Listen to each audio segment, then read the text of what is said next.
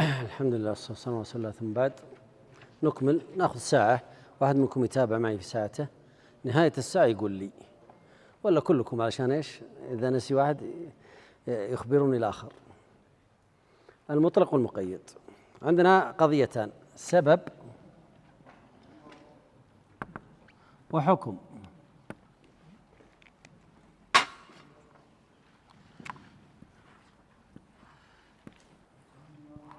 قد يتفق السبب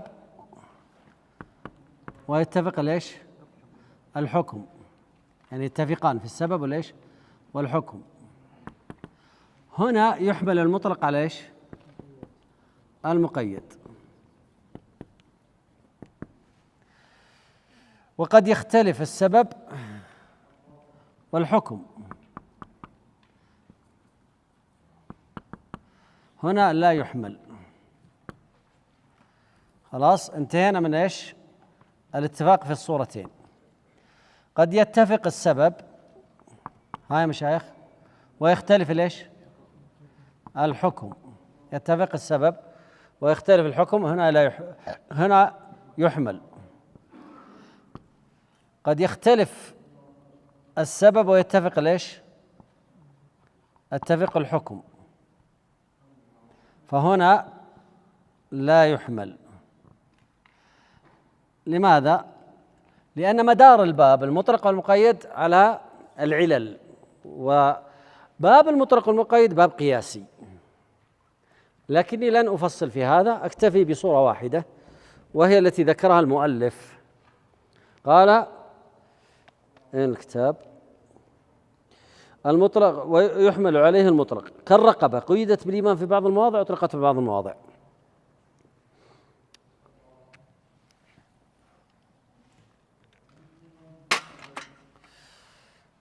في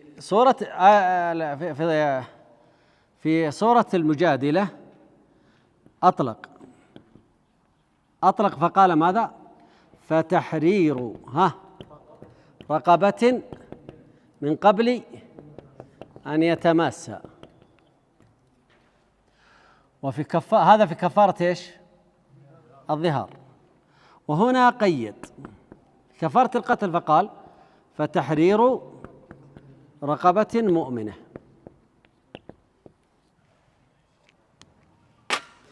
لما ننظر في الحكم، فالأولى ماذا قال؟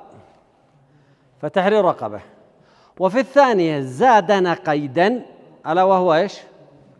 هنا أطلق فقال فتحرير رقبة وسكت، كافرة مؤمنة حر رقبة وخلص. وهنا قيد فقال فتحرير رقبة مؤمنة، فقيدها بالإيمان. هنا في كفارة القتل يجب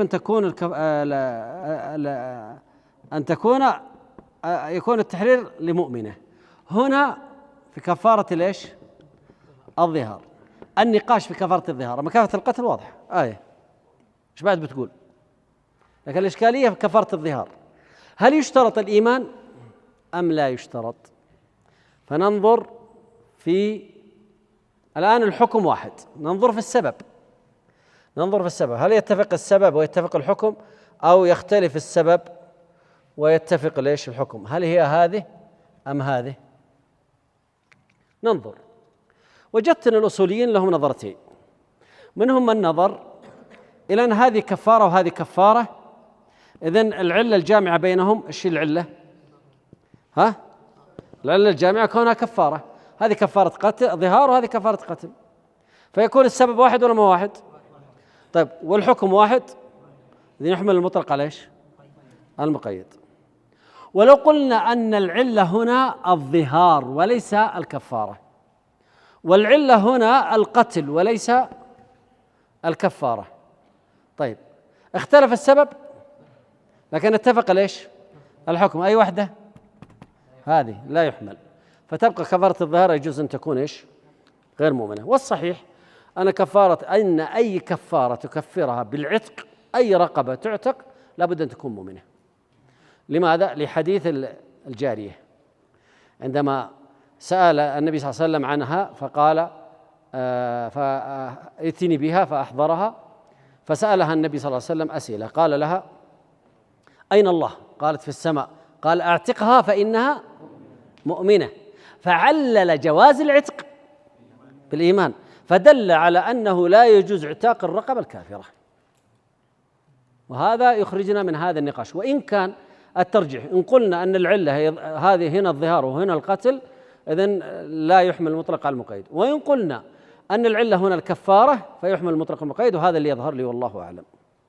باب العام باب أفراد. كيف؟ قال الله تعالى: ولا تنكحوا المشركات حتى يؤمن. عدد المشركات بالمليارات الآن، كل هؤلاء مشركات. فهذا الكلام كان ماذا؟ عن الأفراد. أخرج المشركات من أهل الكتاب، أخرج أفراد ولا ما أخرج أفراد؟ والباقي حرام. الوثنيات حرام، الكتابيات جائزة. أوضح أكثر. عندي العام قاعدة. ايش القاعدة كانت تقول؟ الخاص يخالف العام، صح ولا لا؟ إذن لا تنكحوا المشركات، انكحوا أهل الكتاب. أكيد كذا ولا ما هي كذا؟ ها؟ فأخرج من؟ أخرج هؤلاء. كيف؟ أي اختلف الحكم. فهنا لا تنكحوا المشركات حرام، طيب انكحوا أهل الكتاب جائز. طيب خلونا نشوف هذا العام وهذا الخاص. العام قال الله تعالى: ولا تنكحوا المشركات حتى يؤمن. فهنا ماذا قال؟ قال المشركات، فهي داخلة عامة في كل. سردتها لكم هذه 1 و2. آتي إلى الخاص. طبعا إلى الآن خلينا نمسح هذه، ما قد أتينا لها. إذن النص ولا تنكحوا المشركات هذا لهم، هؤلاء هم المشركات إلى آخره. لما جاء إلى الخاص ماذا قال؟ والمحصنات من الذين أوتوا الكتاب من قبلكم إذا آتيتموهن أجورهن. خلاص؟ فقال والمحصنات. هنا أجاز النكاح المحصنات من الذين أوتوا الكتاب من قبلكم، اليهوديات وليش؟ ونصرانيات. أجازهم ولا ما أجازهم؟ فتخيلوا كل هؤلاء كل مشركات، وهؤلاء يهوديات وهؤلاء نصرانيات، يجوز ليش؟ نكاحهن. هنا نهى عن النكاح، وهنا أمر بالإيش أو أجاز النكاح. خالف الخاص العام ولا ما خالفه؟ خالفه. والعمل عمل إيش؟ أفراد، بخلاف المطلق والمقيد صفات. قال تحرير رقبة، عندي 1000 رقبة، 1000 عبد يعني. خلاص؟ لكن الرقاب المؤمنة هذه هنا هل ألغى هذه الرقاب المؤمنة؟ لا، هو قيدها، والتقييد كان بماذا؟ بصفة. إيش الصفة؟ صفة الإيمان. إذن الفرق العام أفراد والمطلق صفات، انتبه. الثاني العام يخالف الخاص، بينما المطلق يوافق ليش؟ فالمطلق يوافق المقيد، يوافق المطلق. هنا قال في تحرير رقبة، وهنا قال في تحرير رقبة مؤمنة، كلها تحرير. خلاص؟ طيب إذن هنا ننظر هنا في هذه الآية. هذه آية البقرة، وهذه آية إيش؟ غلط، المائدة. هذه آية البقرة، هذه آية إيش؟ المائدة. هنا تخصيص منفصل ولا متصل؟ منفصل، هذه في صورة وهذه في صورة. فنقول التخصيص المنفصل يكون تخصيص كتاب بإيش؟ بالكتاب، وهذه قالها المؤلف عندكم نطلع عليها. ويجوز تخصيص الكتاب بالكتاب، صح ولا لا؟ طيب الثاني تخصيص الكتاب بإيش؟ بالسنة. ناخذ العام. كلام رابع في الراح. تخصيص الأول هذا تخصيص الكتاب بالكتاب، صح ولا لا؟ الآن تخصيص الكتاب بالسنة. العام الخاص. العام قال الله تعالى: يوصيكم الله في أولادكم للذكر مثل حظ الأنثيين. إذن عام في كل ايش؟ في كل الأولاد. وتخيل عندي هؤلاء الأولاد. خلاص. أتى الخاص اللي هو تخصيص، قلنا بإيش؟ تخصيص الكتاب بالسنة. إذا لازم أجيب حديث، صح ولا لا؟ لا يرث الكافر المسلم ولا المسلم الكافر. فيخرج الولد الكافر ما يرث أباه ليش؟ المسلم. وضحت لكم هذه؟ اي نعم. انظر معي هنا، يوصيكم الله في أولادكم يرثون، وهي عامة. ثم أخرج إرث المسلم من الكافر والكافر من الإيش؟ مسلم. فإذا كان الأب كافر والابن مسلم يرثه، إذا الأب مسلم والابن كافر يرثه. لماذا؟ خالف الخاص الإيش؟ العام. وتخصيص الكتاب بإيش؟ بالسنة. الثالثة الإشكال عندكم الكتاب، تخصيص الكتاب بالسنة، وتخصيص السنة بالكتاب. تخصيص السنة بالكتاب. طيب، هنا العام والخاص. تخصيص السنة بالكتاب يعني العام مش هو سنة ولا كتاب؟ سنة. لا يقبل الله صلاة أحدكم، لا يقبل الله،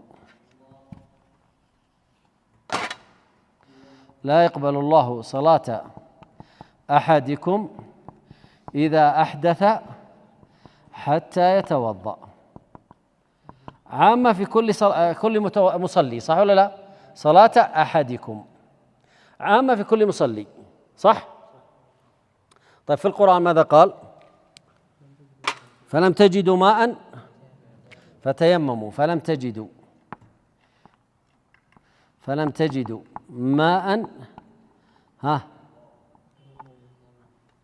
فتيمموا. أنا قال هنا يتوضأ. خالف الخاص العام ولا ما خالفه؟ لا يتوضأ، يتيمم. وهنا تخصيص السنة بالإيش؟ بالكتاب. متى تكون؟ إذا لم يجد الماء.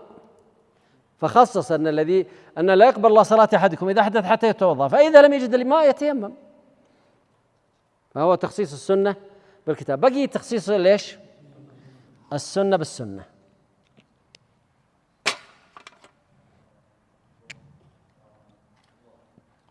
العام والخاص. تخصيص السنة بالسنة، قال النبي صلى الله عليه وسلم: فيما سقت السماء العشر. فيما سقت السماء هذا عام في كل ما سقت السماء، صح ولا لا؟ طيب، هذا عام وهو سنة. والخاص ليس فيما دون 5 أوسق صدقة. إذن خصص ليش يا مشايخ؟ قولوا السنة بيش؟ بالسنة.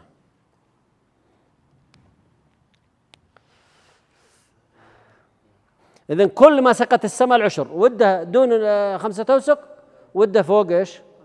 5 أوسق. في فرق؟ لا، صح ولا لا؟ لما جاءنا حديث ليس ما دون 5 أوسق صدقة، أخرج ما دون ايش؟ 5 أوسق، صح ولا لا؟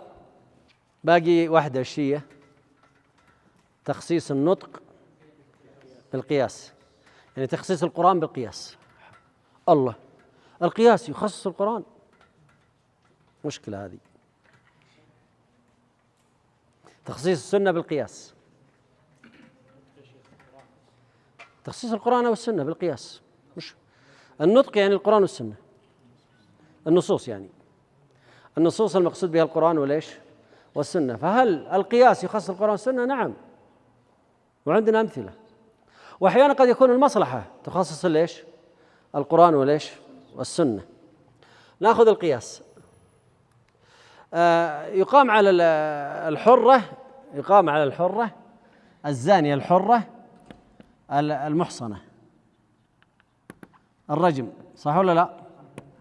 وإذا كانت حرة غير محصنة ها تجلد كم؟ 100. خلنا نمسحها. تجلد 100 جلدة إذا كانت غير حرة. إذا كانت حرة محصنة يعني متزوجة ترجم حتى الموت. وإذا كانت حرة غير محصنة كم جلدة؟ 100 جلدة. الزانية والزاني فاجلدوا كل واحد منهم جلدة. هذا عام ولا ما هو عام؟ عام في كل امرأة، عام في كل امرأة. ثم خصص، نأتي إلى الخاص، خصص بالأمة سواء حرة محصنة أو غير محصنة. بالأمة، الأمة إذا زنت كم تجلد؟ 50 جلدة. نبغى الدليل. طبعا هنا الدليل الزانية والزاني فاجلدوا، هنا كل واحد منهم جلدة. هنا ما الدليل على أن الأمة؟ قال فإذا أحصن فإن أتينا بفاحشة فعليهن ما على نصف ما على المحصنات من العذاب، يعني الحرائر من العذاب. هل الرجم يتنصف؟ يمكن نقسمه نصفين، الرجم قبل ما تموت قبل ما تجي، الرجم ما يتنصف. فيش اللي يتنصف؟ 100 جلدة. فلما قال نصف عرفنا أنه يقصد ماذا؟ 100 جلدة. فتجلد كم؟ 50 جلدة. خلاص؟ طيب الزانية والزاني، أنا لازم أسجل الآية. الزانية إيش قال بعدها؟ والزاني فاجلدوا كل واحد منهما 100 جلدة. 100 جلدة. خلاص؟ الزانيات انتهى موضوعهم. إن كانت حرة محصنة ترجم، كانت حرة غير محصنة 100 جلدة، إن كانت أمة كم؟ 50 جلدة. وهذه ورد فيها قرآن وهذه ورد فيها قرآن. طيب العبد، هل العبد، ناتي إلى العبد الذكر، النص ايش يقول؟ الزاني كم نجلده؟ أو الرجم. خلاص؟ لكننا قسنا العبد على الأمة، يقاس على ليش؟ الأمة، فنجلده كم؟ 50 جلدة. فمعناها أن العبد خصص من آية والزاني خصص بالقياس على الأمة، صح ولا لا؟ فدل على أن القياس يخصص ليش؟ يخصص النص. القياس يخصص النص. عرفتوا الترتيب؟ ترى ما بعيد، والله تعبت. خلاص؟ طيب هل يمكن أن المصالح والعلل تخصص النص؟ هذه ما ذكر المؤلف لكن أذكرها لكم. حكم النكاح عند الجمهور السنة ايش؟ مؤكدة. الحنابلة، بعض الحنابلة والظاهرية يقولون أنه واجب. ما علينا منهم هم، خلونا في الجمهور. جمهور العلماء يرون أن النكاح سنة مؤكدة. خلاص؟ هل يمكن أن يخصص هذا؟ كل الناس يعني في حقهم النكاح سنة مؤكدة، لكن في فئة النكاح في حقهم ليس سنة، اللي هو من؟ العنين. طيب لماذا خصصنا العنين أنه ليس سنة مؤكدة؟ بالنظر في المقاصد، بالنظر في المصلحة. فوجدنا أن زواج العنين لا تتحقق به مصالح النكاح فخصصنا. فحكم نكاح العنين اختلف الفقهاء فيه بين قولين، بعضهم قال بالإباحة وبعضهم قال بإيش؟ بالكراهة. الذين قالوا بالإباحة قالوا يعني قد المرأة تحتاج الرجل، الرجل يحتاج المرأة، فيتزوجها وإن كان لن يحصل جماع ولا أولاد ولا شهوة. وبعضهم قال مكروه، لأن هذا الرجل الذي تزوج تلك المرأة وهو عنين فهو سيضر بها من جهتين، من جهة الاستمتاع بالزوج ومن جهة الاستمتاع بالولد، أن يكون لها أولاد، والمرأة تحب يكون لها أولاد. لذلك النساء الآن والرجال يبذلون قصارى جهدهم في المستشفيات ما يخلون بلد، ما هو بس ما يخلون داخل المملكة، لا في العالم كله يبحثون عن إيش؟ عن حصول الولد، فيعانون لأجل أن يحصلوا على الولد. فهذا هذا الرجل عنين، أضر بالمرأة ولا ما أضر؟ من هاتين الجهتين. فنقول في هذه الحالة مكروه ولا ما هو مكروه؟ مكروه. لكن قد يأتي، وهذا مصلحة أخرى، قد يأتي ما يجعل العنين يتزوج بامرأة وإن كان عنده أولاد. مثلا امرأة مات زوجها، عندها 3-4 أولاد، لن يقوم بها أحد، فهي تحتاج إلى رجل تحتمي به وينفق عليها، وهو يحتاج لامرأة تأتي في بيته تخدمه وقد تخدم أضيافه وتقوم به. هي لا تريد قضاء الشهوة، عندها أولاد، هي لا تريد، لكن تريد من يحميها، فتتزوج بهذا العنين لتحقق هدف، والرجل يتزوجها ليحقق هدف. هنا انقلبت المسألة إلى استحباب ولا لا؟ فهمتوا كيف النظر المقاصدي؟ هذا مهم جدا. طيب، انتهينا من هذا الموضوع، ننتقل إلى قوله، ونعني بالنطق قول الله سبحانه وتعالى وقول الرسول صلى الله عليه وسلم، الكتاب والسنة. تخصيص بالإيش؟ باب خطير، لكن إنه موجود. النص يا شيخ، هذا خصصنا في النكاح، العنين خصصنا النص، خصصنا أمامك. طبعا باب خطير يعني، ما ليس بالبساطة يعني. أين وصلنا؟ والمجمل ما افترق إلى بيان. اسمعوا معي، في عهد النبي صلى الله عليه وسلم كانت في آيات وحديث مجملة، لكنه ما مات حتى بينها كلها. إذن انتهى قضية المجملات في عهد من؟ النبي صلى الله عليه وسلم، وما مات لأن تأخير البيان عن وقت الحاجة أكملوا لا يجوز. واضح الآن؟ الله عز وجل يبين لنا الشريعة، والقرآن تبيانا لكل شيء، فكان فيه مجمل احتاج إلى بيان، وما مات النبي صلى الله عليه وسلم حتى بين كل مجمل. فالمجمل موجود. ما الفرق بين ما معنى المجمل؟ يعني فيه نوع من الإبهام والإجمال وعدم الوضوح، فيحتاج إلى وضوح وبيان ورفع اللفظ من حيز الإشكال إلى حيز التجلي. ماذا يقول؟ إخراج البيان، إخراج الشيء من حيز الإشكال إلى حيز التجلي، من حيز الإشكال إلى حيز التجلي. والبيان له تفاصيل كثيرة، بيان القرآن بالقرآن، بيان القرآن بالسنة، بيان البيان بالكتابة، البيان بالإشارة، البيان بالفعل، أنواع. وأغلب الشريعة تلقاها فيها إجمال وبيان. مثلا صلوا كما رأيتموني يصلي، ثم هذا الحديث فيه إجمال بينته نصوص أخرى، لتأخذوا عني مناسككم، إجمال، ثم جاء ما يبينه. مثلا والمطلقات يتربصن بأنفسهن 3 قروء. وش القروء؟ خلاص، جاءت السنة فبينت القروء اللي هي على مذهب الحنفية والحنابلة الحيض، وهكذا. فأي شيء في القرآن مجمل يأتي ما يبينه، يأتي ما يبينه. النص، عندي 3 كلمات سجلوها مع بعض: النص الظاهر المؤول، النص الظاهر المؤول.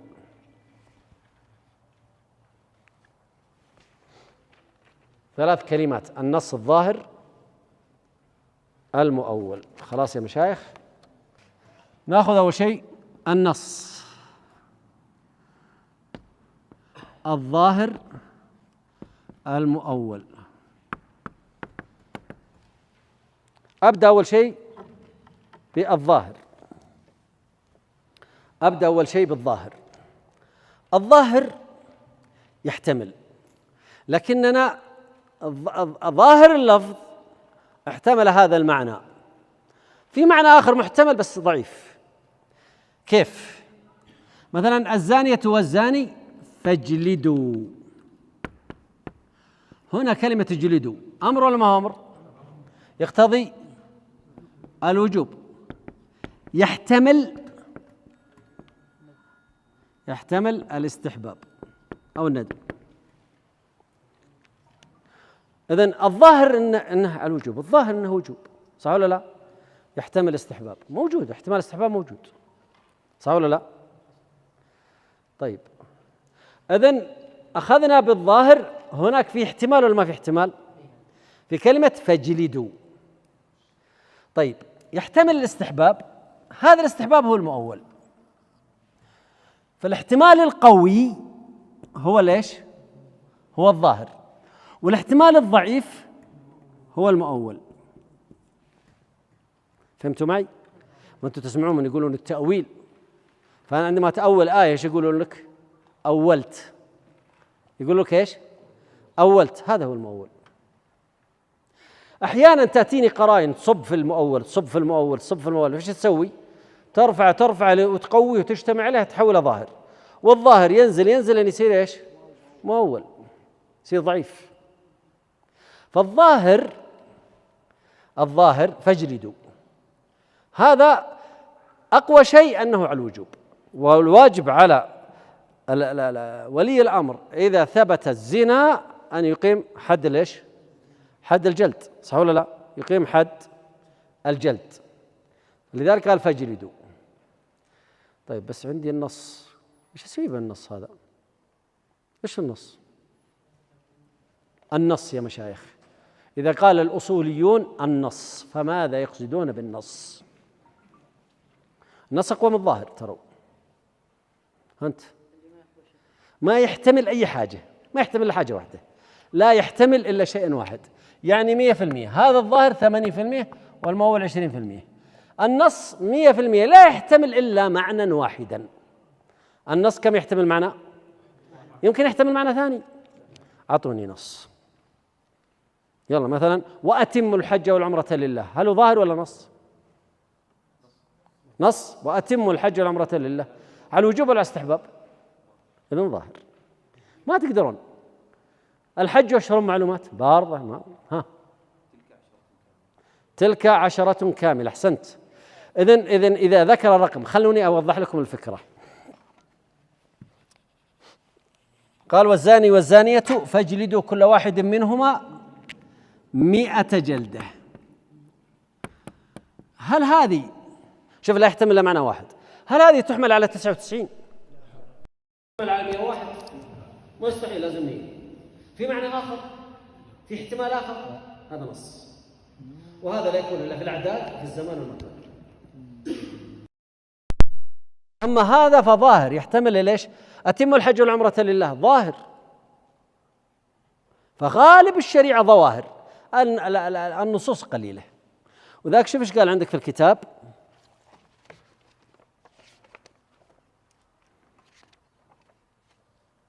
والنص ما لا يحتمل إلا معنى واحدا، مثل قوله تعالى تلك 10 كاملة. ايش معنى تلك 10 كاملة؟ يحتمل 9، يحتمل 11، ما يحتمل إلا 10 وكاملة بعد، فلا يحتمل إلا معنى واحد. هذا هو النص. الظاهر يحتمل. قال وهو مشتق من منصة العروس وهو الكرسي، والظاهر ما احتمل أمرين أحدهما أظهر من الآخر. والمؤول ويؤول الظاهر بالدليل، يعني هات قرائن، القرائن ليس الدليل فقط، القرائن، ويسمى الظاهر بالدليل.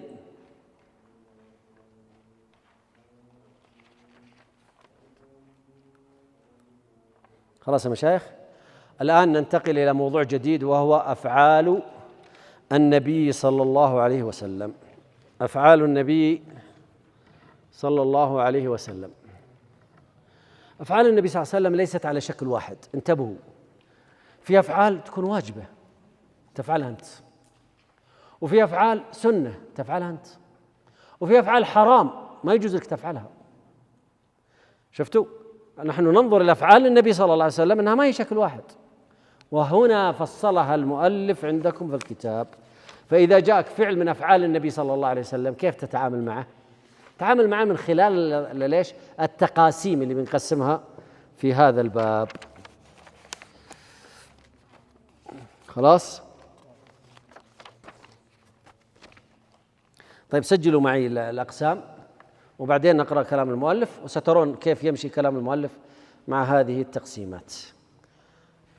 أول فعل الجبلي. أولا الجبلي، النبي صلى الله عليه وسلم يأكل، يشرب، يفطر، آسف، ينام، يقوم، يلبس، هذه كلها أفعال جبلية عادية كل الناس تفعلها. هل يؤجر الإنسان إنه إذا أكل أو شرب؟ لا، ما لها دخل.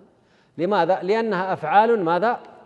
جبلية يفعلها النبي صلى الله عليه وسلم مثله جبلة، مثله مثل غيره من الناس ما هذه طريقتهم، هذه حياتهم أصلا.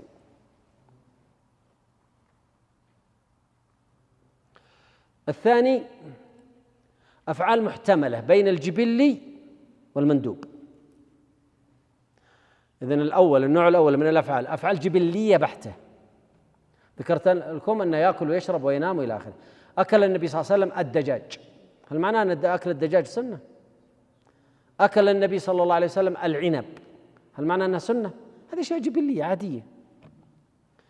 الثاني طبعا الجبلي يعني الطبيعي العادي المباح، مترددة بين الجبلي والمندوب، مترددة مثل حج، أيوة هي النوم على الشق الأيمن، أحسنت. حج النبي صلى الله عليه وسلم راكبا، حج النبي صلى الله عليه وسلم راكبا، تحتمل حج جبلية. رجل يسافر وسيذهب من الحرم إلى منى، ومن منى إلى عرفة، ومن عرفة إلى مزدلفة، ومزدلفة إلى الجمرات، هل هذه سنة الركوب؟ لا، تحتمل أن تكون سنة، فيحج الإنسان راكبا ويأخذ أجر أفضل من اللي حج ماشيا. شوف، اللي حج ماشيا تعب ولا ما تعب؟ تعب. واللي حج راكبا تعبه أقل، تعب بس أقل، ومع ذلك يؤجر أكثر بناء على أنها مندوب، وتحتمل أنها من المباحات. فالنبي صلى الله عليه وسلم حج راكبا، فالحج راكبا هو من المحتمل بين الجبلي والمتردد بين الجبلي والمندوب أو المسنون.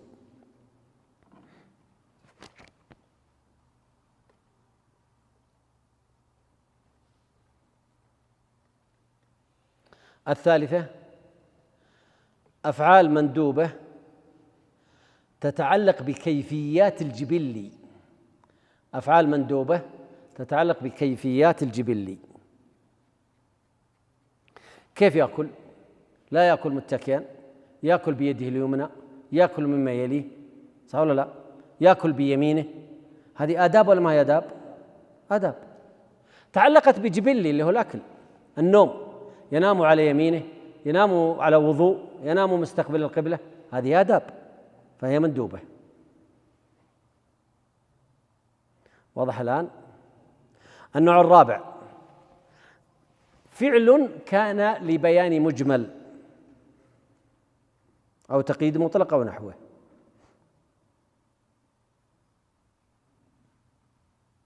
فعل النبي صلى الله عليه وسلم شيء لبيان مجمل أو تقييد مطلق، مثل صلوا كما رأيتموني أصلي، حديث صلوا كما رأيتموني أصلي، وحديث خذوا عني مناسككم أو لتأخذوا عني مناسككم.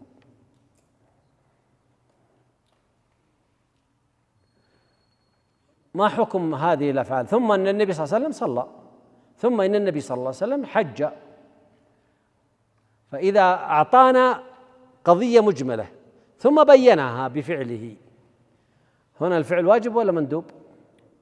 لا واجب ولا مندوب، بحسبه، بحسب المجمل، بحسب حكم المجمل يكون حكم المبين. ولذلك صلوا كما رأيتموني يصلي واجب ولا ما واجب؟ واجب.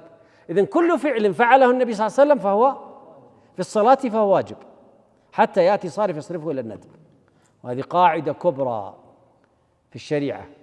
صلوا كما رأيتموني يصلي واجب ولا ما واجب؟ واجب. إذن كل فعل فعله النبي صلى الله عليه وسلم في الصلاة فهو واجب. طيب ايش ذا الكلام؟ ما هو الآن الصلاة قسمناها إلى شروط وأركان وواجبات وسنن، طيب كيف سنن والنبي صلى الله عليه وسلم كل أفعاله واجبة؟ وجدت قرائن وأدلة لكل مسألة، صح ولا لا؟ وجاءنا حديث ضبط لنا حقيقة حديث صلوا كما رأيتموني يصلي، ألا وهو حديث المسيء صلاته، صح ولا لا؟ فضبط لنا الموضوع حديث المسيء صلاته. ومثل الحج لتأخذوا عني مناسككم، المفروض كل أفعاله في الحج واجبة، لكن وجدت صوارف مثل ليلة منى، ليلة التروية أو يوم التروية، هل يجب البقاء في منى؟ لا، وجد دليل صارف، وهكذا. إذن بيان المجمل أو تقييد المطلق بحسب المجمل المطلق. الخامس الخصوصية، في أشياء خاصة بالنبي صلى الله عليه وسلم وسببها رسالته، مثل الوحي. لو جاءنا واحد وقال أنا يوحى إلي، يأتيني جبريل، شو نقول له؟ نقول الوحي خصوصية ولا ما خصوصية؟ خصوصية له صلى الله عليه وسلم. الوحي وما تعلقات الوحي كلها خصوصية للنبي صلى الله عليه وسلم، مثل النكاح بأكثر من 4، خصوصية ولا ما خصوصية؟ مثل أن يتزوج امرأة بدون مهر، خصوصية. مثل القسم بين النساء، وأغلب خصوصيات النبي صلى الله عليه وسلم تجدها في النكاح. مثل القسم بين النساء، ترجي من تشاء منهن وتؤوي إليك من تشاء ومن ابتغيت ممن عزلت فلا جناح عليك. أما الأمة يجب عليهم أن يقسموا. إذن هذه خصوصيات خاصة بالنبي صلى الله عليه وسلم، والعلماء قد جمعوا الخصوصيات، جمعوها بكثرة، وهي مناط بحث. السادس فعله النبي صلى الله عليه وسلم على وجه القربة. فعله النبي صلى الله عليه وسلم على وجه القربة، عبادة يعني. فعله النبي صلى الله عليه وسلم على وجه القربة ولم يكن بيانا لمجمل. اختلف العلماء على مذهبين، أو 3 مذاهب آسف. فمنهم من ذهب إلى أن فعل النبي صلى الله عليه وسلم، وهذا هو غالب أفعاله صلى الله عليه وسلم، غالب أفعاله صلى الله عليه وسلم هذا هو. اختلف العلماء على 3 مذاهب، منهم من ذهب إلى أنه واجب. أي فعل فعله النبي صلى الله عليه وسلم على وجه القربة ولم يكن بين المجمل ولا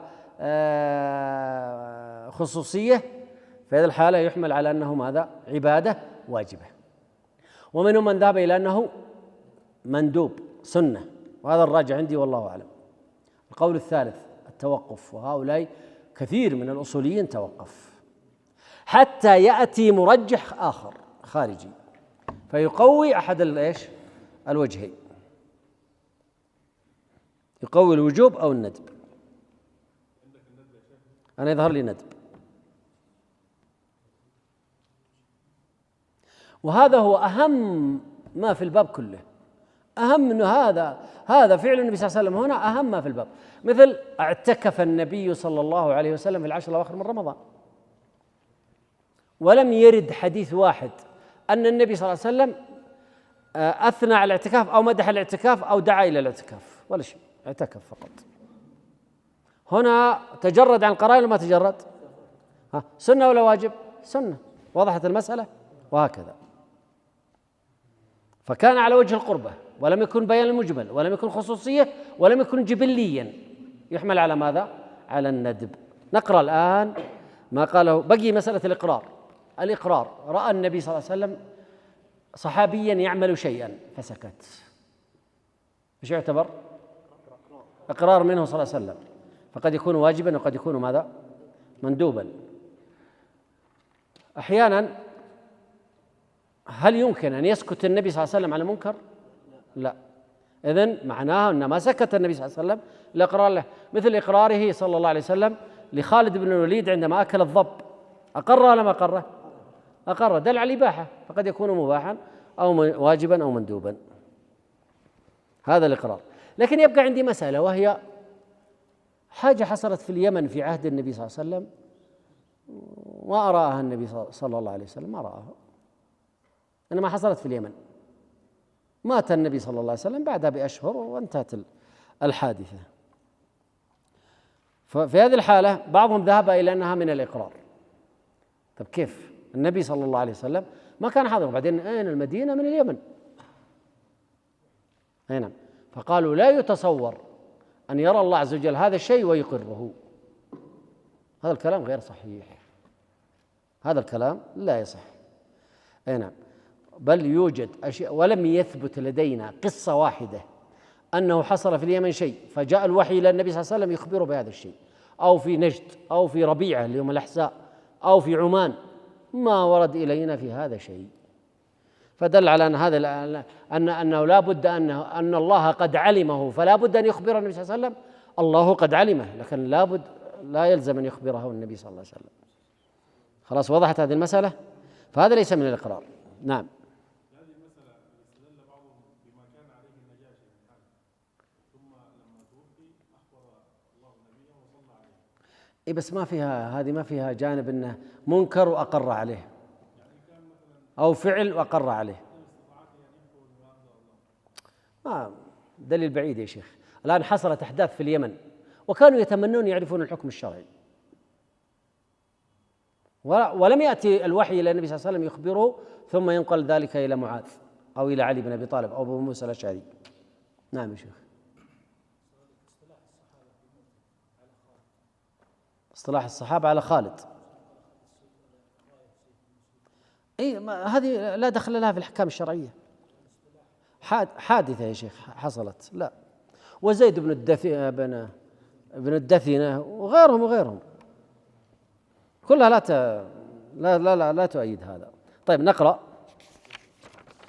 قال: ففعل الصحابة فعل صاحب الشريعة اللي هو من هو؟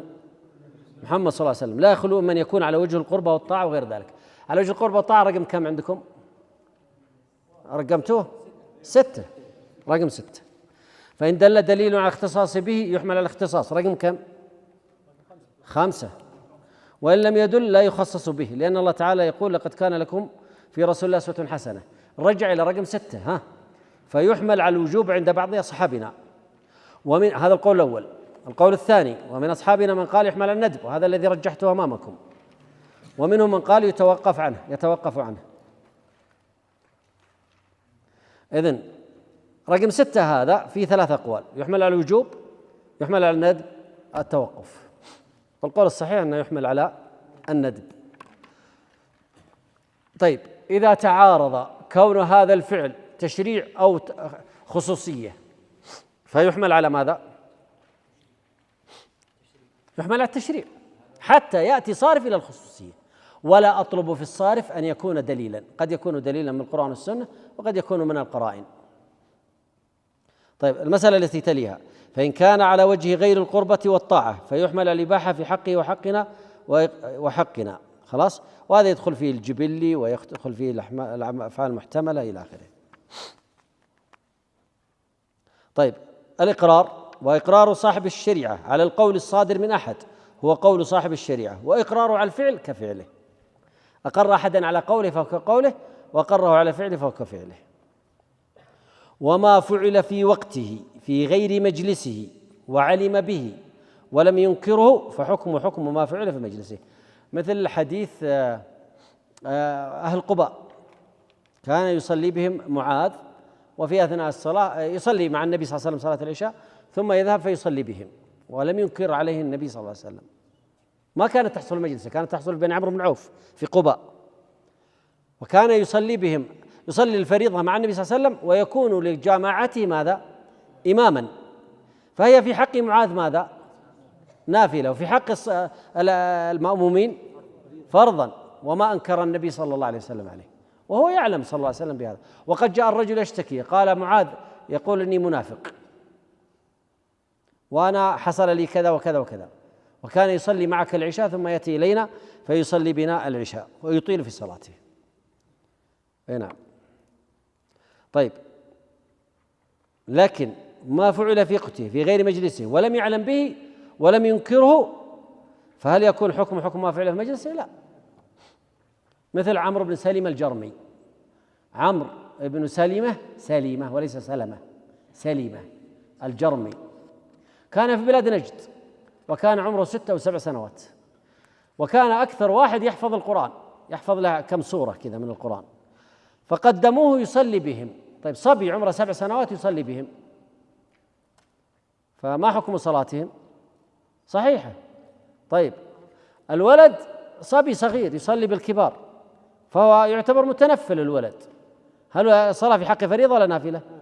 نافلة، فهو متنفل إمام لمن؟ لمفترض. ومع ذلك لم ينكر النبي صلى الله عليه وسلم عليه. نقول: وهل بلغه؟ وهذا ما قاله الحنابلة.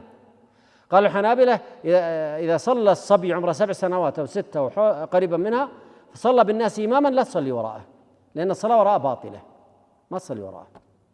طيب حديث عمرو بن سليم الجرمي حصل بلاد نجد، النبي صلى الله عليه وسلم لا يعلم عنه، فلذلك لا يعطى له حكم شرعي، وهذا الذي ذهب إليه الحنابلة وجيه جدا. قال وأما النسخ، باقي وقت ولا انتهت الساعة؟ ها؟ طيب يمكن ناخذ شوية في النسخ.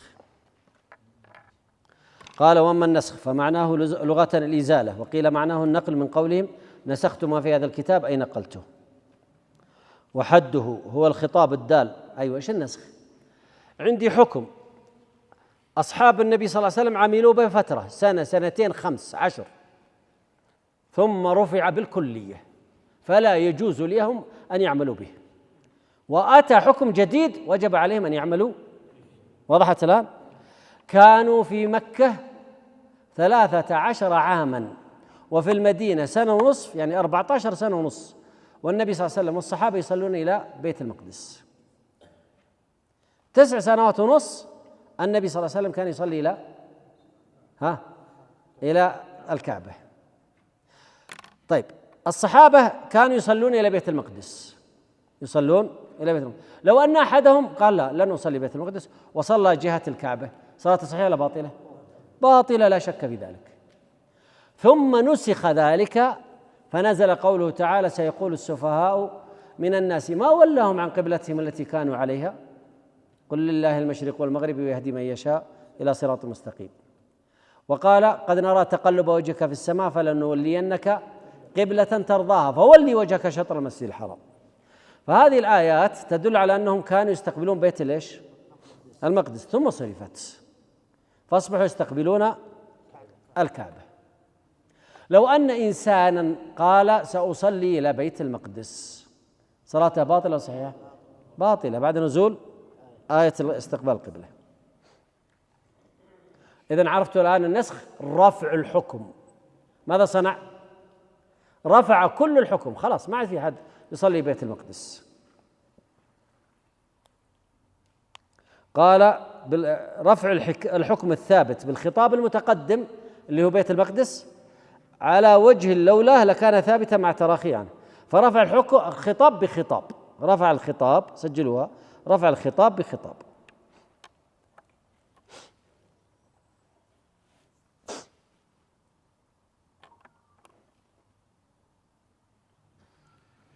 انتهينا. انتقل اللي بعدها. قال ويجوز نسخ الرسم وبقاء الحكم ونسخ الحكم وبقاء الرسم. نسخ الرسم الحكم 3 أنواع، هذه فيها 3 أنواع. الأول نسخ الرسم والحكم. ايش معنى الرسم؟ التلاوة، المكتوب، ما عندهم موجود في القرآن. نسخ الرسم والحكم. الدليل خلاص كتبتوها، انتبهوا معي، اللي هو حديث ايش الدليل؟ لا خلاص انا بكمل. قالت عائشة رضي الله عنها كان فيما أنزل في القرآن 10 رضعات معلومات يحرمن فنسخن ب5 رضعات معلومات يحرم. طيب موجود في القرآن 10 رضعات؟ موجود في القرآن 5 رضعات؟ لا. رفعت التلاوة؟ طيب والحكم رفع ولا ما رفع؟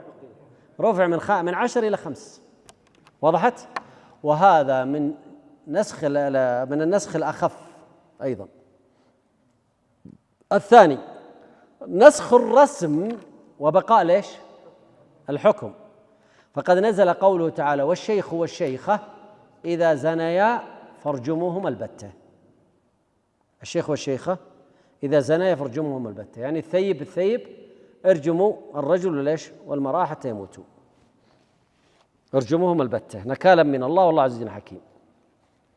هذه الآية نسخت تلاوتها. طيب الحكم باقي ولا نسخ؟ باقي. إذن هذا نسخ الرسم وبقاء الحكم. الثالث نسخ الحكم وبقاء الرسم. نسخ الحكم وبقي ليش؟ وبقي الرسم. خلاص؟ مثل آيات المصابرة. آيات ايش؟ المصابرة، سجلوا عند آيات المصابرة، نسخ الرسم، الحكم بقاء الرسم. قال الله تعالى: يكن منكم 20 صابرون يغلبوا كم؟ 200، ويكن منكم 100 يغلبوا 1000 من الذين كفروا بأنهم قوم لا يفقهون. الآن خفف الله عنكم وعلم أن فيكم ضعفا، فإن يكن منكم 100 صابرة يغلبوا 200، ويكن منكم 1000 يغلبوا 2000 بإذن الله والله مع الصابرين. صح ولا لا؟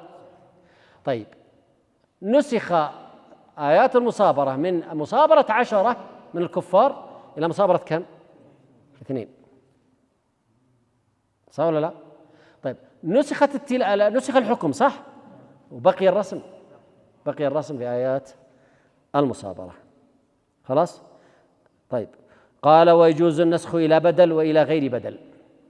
النسخ إلى بدل، ما ننسخ من آية قولوا أو ننسيها نأتي بخير منها ومثلها، لابد أي آية ينسخ الله لابد لها من بدل، بس الجويني يقول إلى غير بدل، بس الآية تقول ما ننسخ من آية وننسيها نأتي بخير منها ومثلها، والجويني يقول يجوز النسخ إلى غير بدل. مشكلة ولا ما هي مشكلة؟ طيب نحاول نفكها. ما أعطنا مثال على النسخ إلى غير بدل؟ قالوا آية ليش؟ النجوى يا الذين آمنوا إذا ناجيتم الرسول فقدموا بين يدي نجواكم صدقة ذلك خير لكم وأطهر، فإن لم تجدوا فإن الله غفور رحيم. واحد منكم يبغى يسارر النبي صلى الله عليه وسلم بخبر بينه وبينه في أذنه، يبغى يسارر في أذنه، نقول في هذه الحالة لابد ماذا؟ لابد تصدق، رح تصدق تعال سارره. فذهب علي رضي الله عنه فتصدق، ثم جاء فسار النبي صلى الله عليه وسلم بسر. خلاص؟ ثم نسخت هذه الآية: أشفقتم أن تقدموا بين يدي نجواكم صدقات إلى آخر الآية. فقالوا هنا نسخها القرآن إلى غير بدل. وش البدل؟ ما في بدل. نسخها القرآن إلى إيش؟ إلى غير بدل. إذن كلام الجويني معقول ولا ما معقول؟ معقول. جاء بعض العلماء مثلا محمد الأمين الشنقيطي رحمة الله عليه قال لا، ما فيه، ما بصحيح. قلنا طيب وش تسوي بآية النجوى؟ إذا نجيتم الرسول قدموا بين يدي نجواكم صدقة وأشفقتم أن تقدموا بين يدي نجواكم صدقات. قال خلونا نقرأ الآية زين: أشفقتم أن تقدموا بين يدي نجواكم صدقات وإذا لم تفعلوا وتاب الله عليكم فأقيموا الصلاة وآتوا الزكاة. هذا هو البدل، فجعل الله بدلا وهو إقامة الصلاة والزكاة. قد يقول قائل منكم ايوه بس كانوا يقيمون الصلاة والزكاة. نقول الله هل يلزم في البدل أن يأتي بمعدوم؟ لا، ما يلزم، بموجود، لا إشكال. نعم. قال: وإلى ما هو أغلظ مثل الخمر، كانت في البداية جائزة في مكة. وش الدليل؟ آية ايش في مكة؟ لا يعرف يرفع يده. أيوة يا تتخذون منه سكرا ورزقا حسنا. آية ومن ثمرات النخيل والأعناب تتخذون منه سكرا ورزقا حسنا، في ذلك الآية لقوم يتفكرون. فهنا كان مباحا، ثم ذكر القرآن بقي على إباحته، لكن ترى في مضار. سألونك عن الخمر والميسر قل فيهما إثم كبير ومنافع للناس وإثمهما أكبر من نفعهما فقط. إذن هل حرمها؟ لا. ثم منعها قبل الصلاة. غلظ ولا ما غلظ؟ غلظ. ثم منعها مطلقا: إنما الخمر والميسر والأنصاب والأزلام رجس من عمل الشيطان فاجتنبوه لعلكم تفلحون. هذا من أخف إلى أغلظ. ومن أغلظ إلى أخف آية إيش؟ من يقول المصابرة. ومن مساوي إلى مساوي تحويل القبلة. أحسنت. ما الفرق بين إيش وإيش يا شيخ؟ أخف البدل؟ لا، هي من وجه أخف ومن وجه بدل، بس عادي يجيبها مرتين. عرفت؟ فهو من هذا الوجه أخف ومن هذا الوجه بدل. قال: ويجوز نسخ الكتاب بالكتاب مثل الصيام في البداية كان صيام عاشوراء، ثم نسخ بصيام رمضان، لكن من أراد يصوم ومن أراد أن يفطر يطعم عن كل يوم مسكين. بقي فترة، بعدين نسخ مرة أخرى، لابد أن الجميع يصومون، لكن إذا صمت انتبه، إذا صمت فلا بد أنك لا تنام، فإذا نمت بدأ صيامك. كيف؟ صليت المغرب أفطرت، بعد الإفطار بساعة نمت، خلاص ما عاد تاكل إلى مغرب اليوم الثاني، تبقى بصيامك. طيب، فحصل أن رجل اسمه قيس بن الصيرمة من أصحاب النبي صلى الله عليه وسلم ذهب في مزرعته واشتغل في المزرعة في الشمس وتعب، وكانوا صيف، ثم جاء إلى زوجته قال: هل عندك من طعام؟ قالت: أعد الطعام. ما في طعام، تروح تدور، فقراء. فبدأت تبحث عن الطعام حتى وجدت الطعام وأقبلت. هو لما أذن المغرب انتظر قليلا، ينتظر زوجته تأتي بالأكل فنام. خلاص هو ترى جوعان من الصباح إلى الآن، ثم بعد ذلك ما أكل ثم نام، يستمر إيش؟ صيامه. صحي ما في أكل، خلاص ما يصوم، فصام حتى إذا انتصفت الظهيرة أغمي عليه، فنزلت آية: أحل لكم ليلة الصيام الرفث إلى نسائكم إلى آخر الآية. فمر الصيام بكم مرحلة؟ ب4 مراحل، وكلها في القرآن، فيجوز نسخ الكتاب بالإيش؟ بالكتاب. الثاني نسخ السنة بالكتاب. كانت السنة، كان النبي صلى الله عليه وسلم والصحابة يستقبلون بيت المقدس، صح ولا لا؟ ثم نسخت بقوله تعالى: فولي وجهك. فالكتاب هو الذي نسخ السنة. نسخ السنة بالسنة: كنت نهيتكم عن زيارة القبور ألا فزوروها، فنهاهم ثم أمرهم. نسخ الكتاب بالسنة هذه صعبة شوي وفيها خلاف بين الأصوليين. في سورة الأنعام: قل لا أجد فيما أوحي إلي محرما على طاعم يطعمه. المحرمات كم نوع؟ 3: إلا يكون ميتة أو دما مسفوحا أو لحم خنزير. إذن حصر المحرمات في كم؟ في 3. ثم رفع هذا الحصر بحديث نهى النبي صلى الله عليه وسلم عن كل ذي ناب من السباع وعن كل ذي مخلب من الطير، فكانت محصورة في 3، ثم نسخ هذا الحصر بهذا الحديث. فالسنة نسخت ليش؟ القرآن، وهذا هو القول الصحيح من أقوال أهل العلم، أن السنة تنسخ القرآن. خلاص انت. قال: ويجوز نسخ المتواتر بالمتواتر منهما، طبعا ليس هناك أمثلة عليها. ونسخ الآحاد بالآحاد، يجوز أن النبي صلى الله عليه وسلم يأمر بشيء ثم ينهى عنه، مثل: كنت نهيتكم عن زيارة القبور فزوروها، كنت نهيتكم عن الدافة، يعني كان الدافة إلا ب3 أيام. قال: وبالمتواتر، ولا يجوز نسخ المتواتر بالآحاد، والصحيح أنه يجوز نسخ المتواتر والقرآن بالآحاد لحديث نهى عن كل ذي ناب من السباع وكل ذي مخلب من الطير. ونكون انتهينا اليوم هنا، ويوم غد إن شاء الله تعالى يبقى معنا القليل. إن ختمنا على أذان المغرب فبها، ما ختمنا نختم على أذان العشاء، ما ختمنا الله يعينكم إلى مثل هذا الوقت. صلى الله على نبينا محمد وعلى آله وصحبه أجمعين. أحد له سؤال يا مشايخ؟ أحد له سؤال؟ شوفوا، ما حد له سؤال معناها أحد أمرين: يا أنكم فاهمين ينكم ما أنتم فاهمين اختاروها.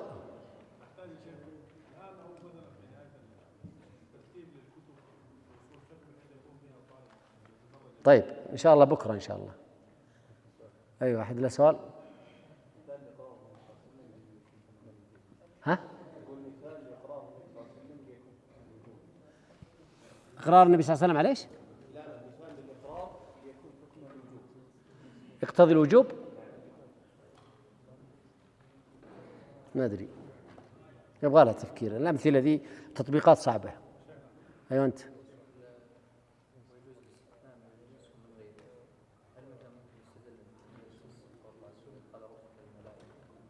اسجدوا لآدم إلا إبليس. هو الصحيح أن إبليس جني وليس من الملائكة، لكن هل هو استثناء؟ لا، ما هو استثناء، لا ما هو استثناء ولا منقطع ولا شيء. اي نعم. ليه؟ لأن الله الملائكة أمامه وإبليس معهم وآدم هنا، قال اسجدوا لآدم. وضحت المسألة؟ ثم جاءت الآية بعدين تحكي الواقع. فهمت الفرق؟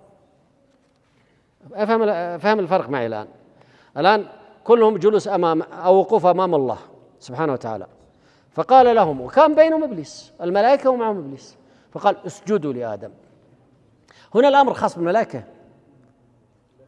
لا، للذين أمامه، الذين عنده سبحانه وتعالى، وكان إبليس منهم، قال اسجدوا لآدم فسجدوا إلا إبليس. فهنا حكى الله عز وجل القصة وليس أوامر ونواهي. واضح الآن؟ لا، تفضل يا شيخ. سلم الجرمي حقت اليمن. اي قول جابر عليه رضي الله عنه: كنا نعزل والقرآن ينزل، أليس فهم من الصحابي أن القرآن أو الله سبحانه وتعالى قد يخبر النبي صلى الله عليه وسلم بما لا يكون أمامه وعنده في المدينة؟ اي، بس النبي صلى الله عليه وسلم عنده خبر من هذا الموضوع وموجود بينهم، وهم هم ذهبوا للجهاد، هو وقتها في الجهاد يا شيخ، فهم خارجين سرية للجهاد في سبيل الله ومعهم النبي صلى الله عليه وسلم. لكن جابر رضي الله عنه ما ذكر يعني إقرار النبي صلى الله عليه وسلم، ذكر القرآن، يعني أنه لو كانت مخالفة لأخبر النبي صلى الله عليه وسلم. يعني قصدك أن لو كانت لا أخبر النبي صلى الله عليه وسلم بها. لكن هل النبي صلى الله عليه وسلم كان يسمع هذا الكلام؟ نعم. ولذلك في الحديث سألوه قال: ما عليك؟ قال حتى لو وضعت على صخرة وأراد الله أن يكون منها كان. فيختلف يا شيخ. وأما القرآن كنا نعزل والقرآن ينزل دليل على الكثرة، كانوا يفعلونها والنبي صلى الله عليه وسلم ولم ينزل فيها وحي، لكن حادثة حصلت في بلاد نجد ولم تبلغ النبي صلى الله عليه وسلم، هل لابد أن ينزل القرآن فيها ويبلغه؟ هذه تحتاج نظر. هذه القاعدة التي أريدك أن تخرمها، بس أن حادثة حدثت مثلا في الأحساء، كانوا مسلمين الأحساء، ربيعة. حادثة حدثت في اليمن في عهد النبي صلى الله عليه وسلم كانوا مسلمين، حدث في اليمن، هل لابد أن الوحي يخبر النبي صلى الله عليه وسلم؟ من أين أتوا بها؟ وأنا أقول لا يلزم، خصمك سيقول لا يلزم ويمنع، كيف ترد عليه؟ نعم. ها؟ ايوه، تخصيص الكتاب بليش؟ ايوه، زيادة عن النص فقط. الحنفية هم الذين خالفوا، والجمهور في مسألة زيادة على النص يأخذون بها. ممكن معني ما يبغى لها تأمل، لأن وأنا جالس الآن أقول محتمل. نعم، لكن تحتاج. أنا جزاك الله خير يا شيخ. آخر واحد أنت.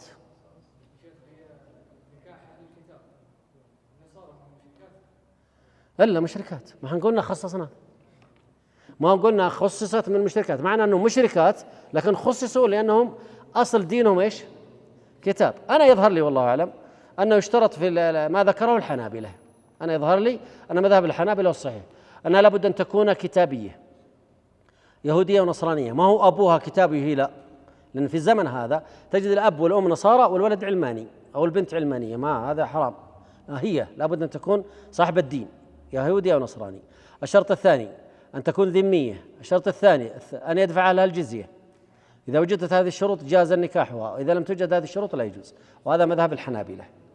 صلى الله على نبينا محمد وعلى آله وصحبه أجمعين. جمعية الدعوة والإرشاد وتوعية الجاليات بأبها، بالدعوة نحيا.